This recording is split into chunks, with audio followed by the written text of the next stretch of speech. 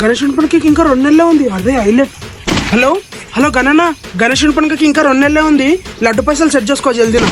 Hello group ఉన్న సభ్యులందరూ ఇది బాలే.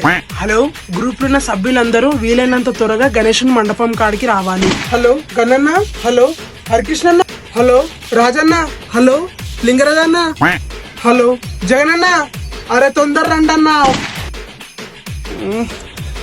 షెడ్ లైట్ గా పక్కకు బెండ్ అయినట్టుంది. ఈ అమ్మ అన్ని నేనే చూసుకోవాలి. హలో హలో గణన్న, షెడ్ బెండ్ అయిందా నా సైడ్ కి, వెల్డింగ్ అని పిలిపిర్రి, నేను చూసుకుంటా. హలో హలో రామన్న నమస్తే. అదే లాస్ట్ టైం షెడ్ చేసినావు అన్న గుడికాడ, అది లైట్ గా బెండ్ అయిందన్న, ఎంత తీసుకుంటావన్నా? 2000? వదిలేనా మేమే చేసుకుంటాం. గణన్న దూర్పేట పోదామన్నా, గణేశులన్నీ బుక్ అయిపోతున్నాయి అంట. తొందరగా గుడికాడికి వచ్చిరనుకో బండి సెట్ చేసుకొని వెళ్ళిపోదాం. స్వామి ఈసారైనా వినాయక చవితి ఎటువంటి ఆటంకాలు లేకుండా జరిగేటట్టు చూడు స్వామి.